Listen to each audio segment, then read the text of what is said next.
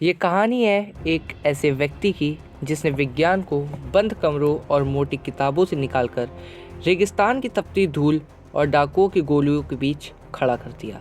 ये कहानी है रॉय चैपमैन एंड्रयूज की। साल 1884 में अमेरिका के एक छोटे से गांव में एक बच्चा पैदा हुआ जिसे खिलौने से ज़्यादा परिंदों के घोंसले और पत्थरों की बनावट में दिलचस्पी थी।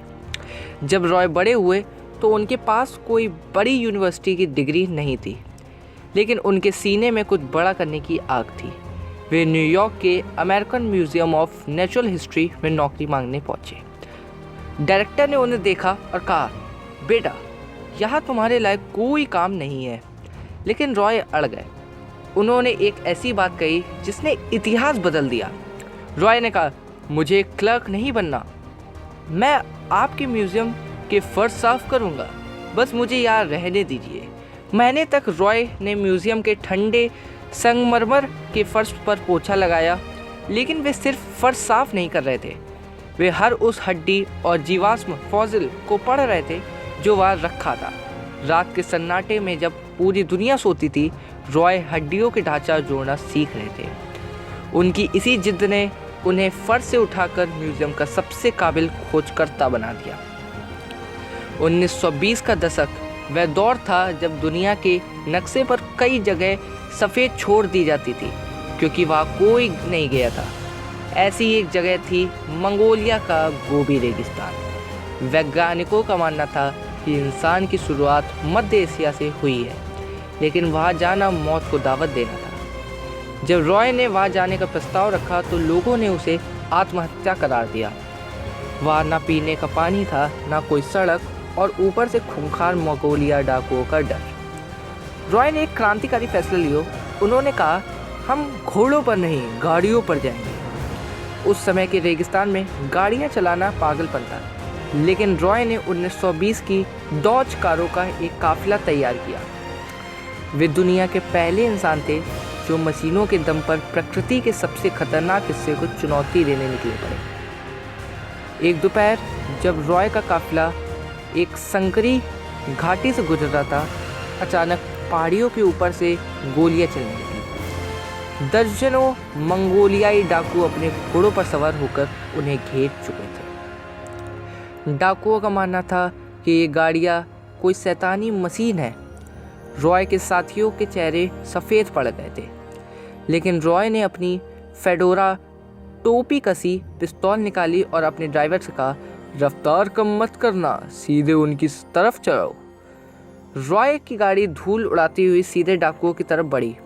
डाकुओं ने कभी इतना तेज रफ्तार मशीन अपनी तरफ आते नहीं देखी थी। उनके घोड़े घबरा कर पीछे हटने लगे। रॉय ने हवा में गोलियां चलाई और अपनी गाड़ी के शोर और रफ्तार से उन डाकुओं को घेरे को चीरते हुए निकल गए। उस दिन रॉय ने साबित कर दिया कि साहस के सामने सबसे बड़ा डर भी रास्ता छोड़ देता है। 13 जुलाई सन 1923 दोपहर का तापमान 45 डिग्री के पार था। रॉय की टीम मंगोलिया की उन लाल पहाड़ियों के पास थी जिन्हें फ्लेमिंग फ्लिप्स कहा जाता था। वहाँ उनके साथी जॉर्ज ओल्सन को कुछ अजीब गोल पत्थर दिखे। जब रॉय ने पास जाकर उन्हें देखा तो उनकी सांसें थम गई। वह कोई साधारण पत्थर नहीं, वह डायनासोर के अंडे थे। उस समय तक दुनिया का मानना था कि डायनासोर स्तनधारियों मैमल्स की तरह सीधे बच्चे पैदा करते थे। रॉय की इस एक खोज ने जीव विज्ञान की पूरी समझ को हिला कर रख दिया। उन्होंने साबित किया कि डायनासोर पक्षियों की तरह अंडे देते थे। इसी मिशन के दौरान उन्होंने वेलोसिराप्टर जैसे खतरनाक डायनासोर के अवशेष भी खोजे, जिन्हें आज हम जुरासिक पार्क जैसी फिल्मों में देखते हैं। 2 बार उनके जहाज समुद्र में डूबते डूबते बचे। एक बार एक विशाल अजगर ने उनके टेंट में घुसकर उन पर हमला किया। एक बार उन्हें जंगली कुत्तों के एक भूखे झुंड ने घेर लिया। यहाँ तक कि एक बार उन्होंने गलती से अपनी ही टांग में गोली मार ली थी और रेगिस्तान के बीचों बीच खुद ही अपना इलाज किया। पर रॉय कभी रुके नहीं। उनके लिए खतरा एक नशा था। निष्कर्ष, रॉय चैपमैन एंड्रयूज जब वापस लौटे तो वे किसी रॉक स्टार से कम नहीं थे।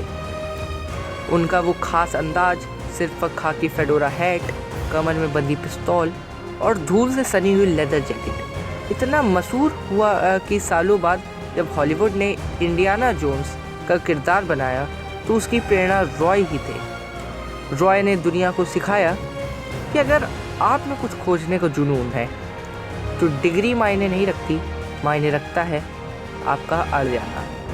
उन्होंने दिखाया कि महान खोजें एयर कंडीशन लैब में नहीं बल्कि उन रास्तों पर मिलती है जहां जाने की हिम्मत हर कोई नहीं जुटा पाता।